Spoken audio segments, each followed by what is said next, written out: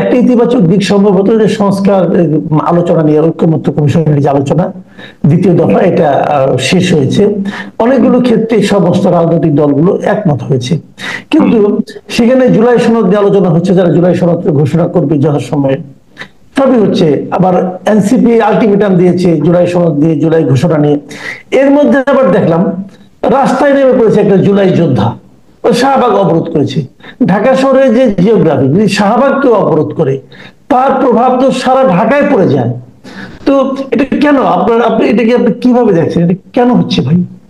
এটা তো ওই মব কালচার, সেই মব যেদিন থেকে শুরু হয়েছে, 32 নম্বর ভাঙা, তারপরে আনসারদের পিটানো, যখন তখন আপনার সচিবালয় চলে যাওয়া, তারপরে আপনার তাদের অটো পাস দেওয়া। তারা তো একটা, এই যে জুলাই যোদ্ধাগুলো হসপিটাল দখল করা, একটার পর একটা তো তারা সুবিধা পেয়েছে। এবং সরকারের আশকারায় যেখানে বলা হয়েছিল যে যমুনাতে তোমরা নিষিদ্ধ এলাকা, সেই নিষিদ্ধ এলাকায় সরকারি দল এনসিপি ওইখানে মিটিং করেছে। তারা মিটিং করে আওয়ামী লীগকে নিষিদ্ধ করেছে। সেই নিষিদ্ধ করার দাবিটা আবার তাদেরকে বলছে আবার শাহবাগে যাও, শাহবাগে গিয়ে তারা সে আন্দোলন করেছে। তো তারা তো দেখেছে যে রাস্তা বন্ধ করলে, এগুলো করলে সরকার তাদেরকে দেয়। সরকারই তো এদেরকে পালতেছে। এবং এনসিপি, আমি কালকে একজনের সাউন্ড বাইট শুনলাম যে সরকারের অফিস, প্রধান উপদেষ্টার কার্যালয়ের অফিসের কেউ জানি নির্দেশ দিয়েছে তোমরা শাহবাগে গিয়ে ধর্ণা ধরে থাকো, শাহবাগকে অচল করে রাখো, তাহলে কিন্তু তোমাদের দাবি আদায় হবে। এখন তারা যে দাবি করছে, হয়তো কিছু ন্যায্য দাবিও আছে, কিন্তু জনদুর্ভোগ করে কেন হবে? আর একটা দাবি আছে, তাদের জুলাই যোদ্ধা স্বীকৃতি দিতে হবে। আপনার আর কয়টা দাবি করছে তারা? দাবি যেগুলি করেছে আমি আপনাকে দু একটা বলি। যেমন একটা আছে জুলাই শহীদ যোদ্ধাদের রাষ্ট্রীয় স্বীকৃতি, আরেকটা শহীদ পরিবার ও আহতদের জন্য আজীবন সম্মান, আরেকটা চিকিৎসা, শিক্ষা ও কল্যাণের নিশ্চয়তা, আহতদের পুনর্বাসন, কর্মসংস্থান এবং ব্যয় সম্পূর্ণ রাষ্ট্রীয় দায়িত্ব। কারণ কর্মসংস্থান, আচ্ছা, আবার আরেকটা জিনিস, আহত ও শহীদ পরিবারের জন্য, খেয়াল করবেন, আহত ও শহীদ পরিবারের জন্য বিশেষ আইনি সুরক্ষা কেন্দ্র। এগুলি তো আমি বুঝতে পারছি না কিছু, এটা কি মানে আরেক কোটা নাকি? আইনি সুরক্ষা কেন্দ্র মানে হচ্ছে যে চাঁদাবাজি করলে যদি কেউ ধরে তাহলে ওরা হেল্প করবে। আইনি সুরক্ষা কেন্দ্র আবার কি জিনিস? এখন যে দাবিগুলো ওইখানে আনছে, আপনি দেখে, এখন যদি দেখেন আমাদের 71 সালের মুক্তিযোদ্ধা যারা ছিল, শহীদ যারা ছিল, তারাও কি এই সুবিধাগুলো সবাই ভোগ করছে? তাহলে দেখা যাচ্ছে যে আমাদের রাজনৈতিক পালাবদলে যে কোনো আন্দোলনে যে কেউ শহীদ হয়ে যাবে আর যে কেউ আপনার যুদ্ধ হয়ে যাবে, এটা স্বাভাবিক হয়ে গেছে। এখন আপনি আমরা তো দাবি করতে পারি যে আমরা 90 যোদ্ধা, আমরা এরশাদকে হটিয়েছিলাম, তাহলে আমাদেরকেও সার্টিফিকেট দাও, আমাদের যারা যারা আমাদেরও চাকরি বাকরি, আমাদের পোলাপাইনের ব্যবস্থা করো, যে যে সুবিধা ওরা চাচ্ছে এগুলো তো আমাদেরও দরকার। তো আমরা তো এত বছর ধরে সেটা থেকে বঞ্চিত। এবং আগামীতে যারা এইভাবে সরকার পরিবর্তন করবে, সরকার পরিবর্তনের আন্দোলনে যাবে, তারাও যুদ্ধে শহীদ হয়ে যাবে, তারাও এইভাবে চাইবে। এই চাওয়ার তো কোনো শেষ নাই। এবং আমি শেষ কথা হচ্ছে যে সরকার আশকারা পেয়ে এগুলো করছে। এবং সবচেয়ে ভয়ানক আমি আশঙ্কা করছি যে 5 তারিখের পরে আরো ভয়ানক কিছু পরিস্থিতি তৈরি হতে পারে। কারণ এই আপনি তো খুব আশাবাদ ব্যক্ত করছেন যে আলী রিয়াজ কমিটির সঙ্গে যে বৈঠক হচ্ছিল সেখানে যে তারা ঐক্যমত্য হয়েছে। আমি তো মনে করি না যে ঐক্যমত হয়েছে। আমি আজকেও তো দেখলাম কয়েকটা পত্রিকায় ভিন্ন ভিন্ন লিখেছে। আপনি যেভাবে ঐক্যমত্য বলছেন সেভাবে বলছে। প্রথম আলো বলছিল যে তাদের কতগুলো দাবির মধ্যে আপনার কতগুলোতে আবার ঐক্যমত্য নাই, মানে 21টা না কয়টার মধ্যে আপনার সরি আমি ফিগারটা মনে করতে পারছি না। এই তো নাই, আপনার রাষ্ট্রীয় মূলনীতির প্রশ্ন তো নাই। বলছে যে মৌলিক 19টি সংস্কারের বিষয়ে সিদ্ধান্ত 9টিতে ভিন্ন মত। প্রথম আলো বলছে 9টিতে তো ভিন্ন মত আছে। মূল বিষয়গুলো কি? আপনার মূল বিষয় হচ্ছে আপনার এই যে সংখ্যা অনুপাতে যে হবে, উচ্চকক্ষ হবে, সেই জায়গায় তো তার একমত হয় নাই। সেটা কি প্রাপ্ত ভোটের ভিত্তিতে হবে না আসন, নিম্নকক্ষ আসনের ভিত্তিতে হবে, সেটা রয়ে গেছে। আরেকটা বড় বিষয় হচ্ছে এরকম একটা ছোট্ট দেশে কেন এত জরুরি হয়ে গেল উচ্চকক্ষ? এখানে কোন মহাজ্ঞান আসবে যে উচ্চ কক্ষ থেকে, যাদেরকে আবার আপনি ক্ষমতাও দিতে চাচ্ছেন না, যে আইনি আইনি আইনি অনেক ক্ষমতাও তাদের নাই, তারা যে উচ্চ কক্ষ যে একটা পাওয়ারফুল ভূমিকা থাকবে সেটাও না। তো তাহলে ছোট জগন্নাথ একটা আপনি কেন পালবেন? এটা একটা সান্ত্বনা পুরস্কার। সান্ত্বনা পুরস্কার হয়তো এই জন্যই যে আসিফ নজরুলদের জন্য হয়তো সুবিধা হবে, যারা বিভিন্ন রাজনৈতিক দলের হয়ে মাঝে মাঝে কাজ করবেন, তা আপনিও হয়তো পাইতে পারেন সামনে একটা, যে তাদেরকে আবার এই ইয়ে দিয়ে দিই, তাদেরকে উচ্চ উচ্চ কক্ষে বসিয়ে দিই। আচ্ছা, একটা বিষয় আপনি খেয়াল করেছেন কিনা, গত কয়েকদিন ধরে সোশ্যাল মিডিয়ায় দেখছি, সেটা হলো জুলাই আন্দোলন আসলে কারা করেছে, এটার মূল নেতা কারা, এটা নিয়ে একটা ঝগড়াঝাটি চলছে। একদিকে নাহিদ ইসলাম, জুলকারনাইন সাহেব, আবার সাদিক কায়েম নাকি মূল নেতা, এই ধরনের মাস্টার মাইন্ড, এই ধরনের একটা ঝগড়াঝাটি বেশ ইদানিং দেখি জমে উঠেছে। এই জুলাই আন্দোলন তো আমি যতটুকু বুঝতাম, এটা থেকে স্বতঃস্ফূর্ত আন্দোলন এবং এটা সারা দেশের গণমানুষের আন্দোলন।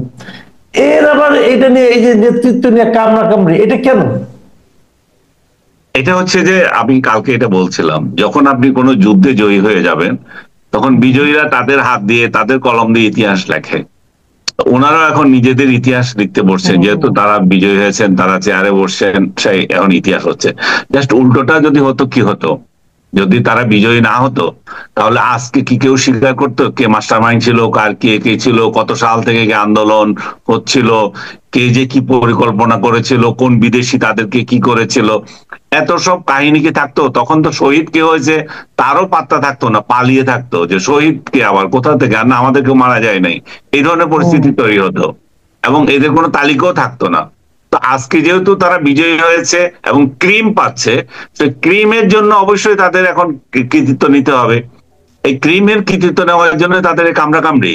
কিন্তু আপনি যেটা বলছিলেন যে আসলে দেখেন কোটা আন্দোলন শুরু হয়েছিল 1 তারিখ থেকে, আমি তো এই 30 তারিখের আগ পর্যন্ত এটাকে এক দফার কিছু দেখি নাই। 30 তারিখ পর্যন্ত এটা এভাবেই চলছিল, কোটা আন্দোলনই চলছিল।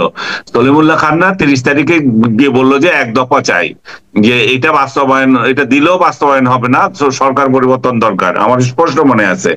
তারপরে 2-1 জন সামনে চলে আসলো, বললো যে হ্যাঁ আমরাও চাই।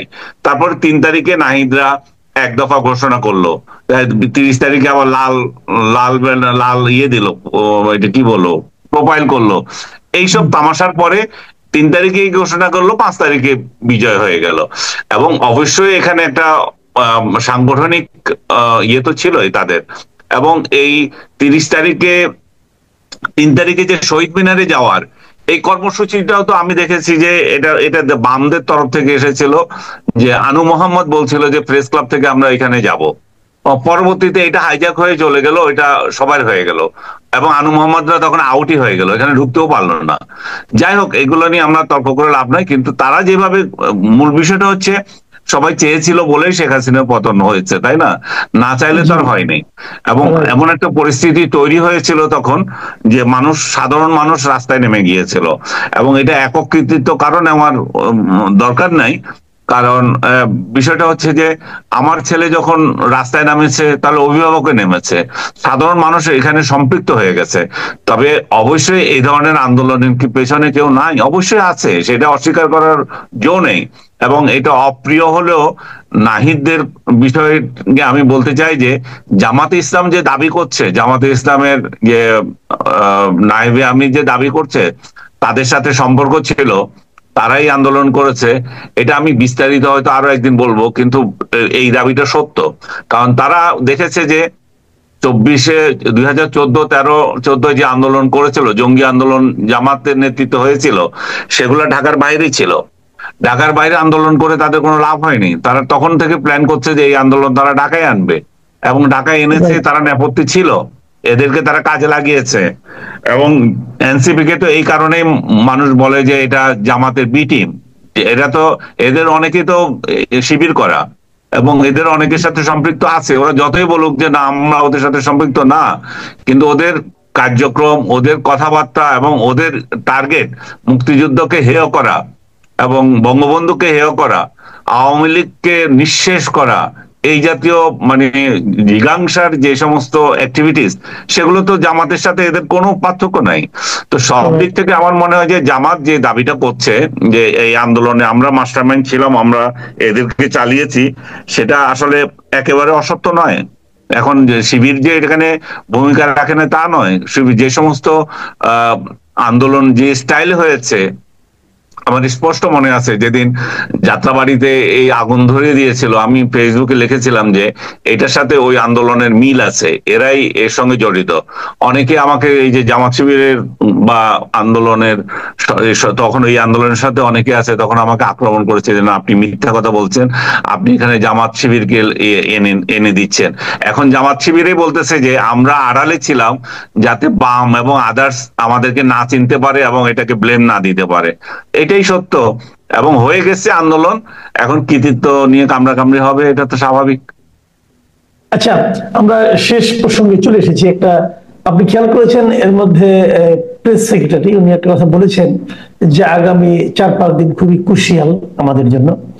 আবার এর পাশাপাশি গতকালকে আমরা একটা জিনিস দেখলাম যে সেনা দপ্তর থেকে একটা ব্রিফিং করা হলো।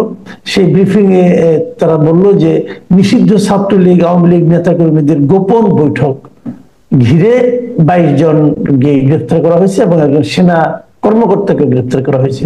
বাট আমি ইন্টারেস্টিংলি খেয়াল করলাম যে মোটামুটি সব মিডিয়াতেই এই গোপন বৈঠকটাকে ইনভার্টেড কমার মধ্যে রাখা হয়েছে, যেটা যেরকম আমরা আগে দেখতাম যে র্যাবের সঙ্গে বন্দুক যুদ্ধ। তো এখন এই গোপন বৈঠকের সত্যতা নিয়ে কি কোনো সন্দেহ অথবা কি জানি না, এই পুরো বিষয়টাকে আপনি আসলে কিভাবে মূল্যায়ন করবেন? মানে একটা আপাত দৃষ্টি, মানে একেবারে খোলা দৃষ্টিতে দেখলে আওয়ামী লীগ আমলে যেরকম জামাত শিবিরের লোকজন কোথাও মিটিং করতো, তারপরে কয়েকটা বইটই দিয়া এদেরকে গোপন মিটিং এ এদেরকে ধরা হয়েছিল, সেই একই স্টাইলের একটা বৈঠক আওয়ামী লীগের সমর্থকরা হয়তো করেছে ওইখানে, এবং তারা গেছে, তাদের রাজনৈতিক পরিচয় অবশ্যই আওয়ামী লীগের সাথে আছে, নতুবা তো এভাবে বলতো না। আছে একজন সেনা সদস্য হয়তো সেখানে গেছে, কিন্তু যে গল্পটা বানানো হয়েছে যে ওই সেনা সদস্য সেখানে ট্রেনিং দিচ্ছে, ওই ট্রেনিং ওই একদিনের বৈঠকে ট্রেনিং দিয়ে দিচ্ছে, এটা হচ্ছে বাড়তি মশলা, যেটা যেটা যেটা পুরো গল্পটাকে একটা ফালতু বানিয়ে দিয়েছে। এটা বলতে পারে যে বিগত সরকারের সমর্থক কিছু লোক এক জায়গায় মিলিত হয়েছে, তারা কি করবে, তারা কর্মপন্থা নির্ধারণ, তার স্বাভাবিক কর্মবন্ধ করতেই পারে, তারা তো রাজনীতির সঙ্গে জড়িত আছে যেহেতু, তারা তো চাইবে এই সরকারকে ফেলে তারা কিভাবে ক্ষমতা আসবে, তারা কিভাবে সার্ভাইভ করবে সেগুলো করার। কিন্তু এইটাকে যদি বানানো হয় যে গোপন বৈঠকে সশস্ত্র সংগ্রামের জন্য তাদেরকে ট্রেনিং দিচ্ছে একজন অফিসার নিয়ে, সেটা আমার কাছে বাড়তি মনে হয়, এবং সেই জন্যই হয়তো অনেকে ইনভার্টেড কমার মধ্যে রাখছে। আর ইনভার্টেড কমার মধ্যে তো রাখবেই। আরো সন্দেহজনক হচ্ছে যে আপনাদের এত গোপন বৈঠক আপনারা পেয়ে গেলেন, সেটা এতদিন পরে কেন এটা উদ্ঘাটন হচ্ছে? এতদিন পরে কেন? আপনি এটা 8 জুলাইয়ের ঘটনা না 9 জুলাইয়ের ঘটনা, এই আপনি জুলাই শেষে এসে বর্ণনা করছেন কেন? ওটা তো আগেই করতে পারতেন যে গোপন বৈঠক হচ্ছে আমরা ধরে ফেলছি। তো এই অন্য কোনো মশলা পাকানো হচ্ছে, হয়তো আওয়ামী লীগের উপর আবার বড় কোনো অভিযান চালানোর জন্য হয়তো কোনো ইয়ে হচ্ছে, মানে গুটি পাকানো হচ্ছে। যারা এখানে জড়িত ছিল তারা যদি, আমি তো মিটিং করার অধিকার আমার তো আছে, আমি আমি আমি যেই দলেরই সমর্থক হই, আমি কোনো জায়গায় মিটিং করতে পারবো না? আমি মিটিং এ সেখানে কি করেছি সেটা হচ্ছে বিষয়। একটা কমিউনিটি সেন্টারে কিভাবে মিটিং করলে সেখানে কিভাবে ইয়ে হয়, এখানে কিভাবে এটা কি বলে ট্রেনিং হয়ে যায় এবং সশস্ত্র কিছু হয়ে যায়। আপনি আমাকে ফলো করেন, আমি কোথায় যাই কি করি, কিন্তু আমার মিটিং করার অধিকার তো আমার রয়েছে, রাষ্ট্র আমাকে দিয়েছে, তাই না? হ্যাঁ, যদিও আওয়ামী লীগের রাজনৈতিক কর্মকাণ্ড নিষিদ্ধ করা হয়েছে, কিন্তু আমি যদি ঘরের মধ্যে বসে কারোর সঙ্গে কথা বলি, এখন সেই কথাটাকে কি ওই মানে নিষিদ্ধ কর্মকাণ্ডের মধ্যে ফেলানো যায়? আমার তো মনে হয় না। আমি জানি না, আপনি কি বলবেন? বলছি যে আমি ঘরের মধ্যে কি করছি বা কোনো একটা কমিউনিটি সেন্টারে কি করছি, তারা তো এমন না যে ব্যানারটা নিয়ে স্লোগান দিচ্ছে অমুক করছে তমুক করছে। এখানে যোগ করেছে, মানে ওই মশলা একটা যোগ করেছে, একটা হচ্ছে ট্রেনিং দিচ্ছে, আরেকটা হচ্ছে তারা স্লোগান দিয়েছে।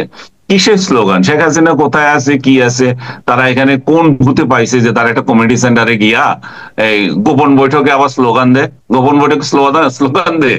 গোপন বৈঠকে তো গোপন আলাপ করে কিভাবে আমরা আমাদের নেত্রীকে ফিরিয়ে আনবো, যে উনি আমাদেরকে এতিম করে চলে গেছে, এইসব গল্প হবে।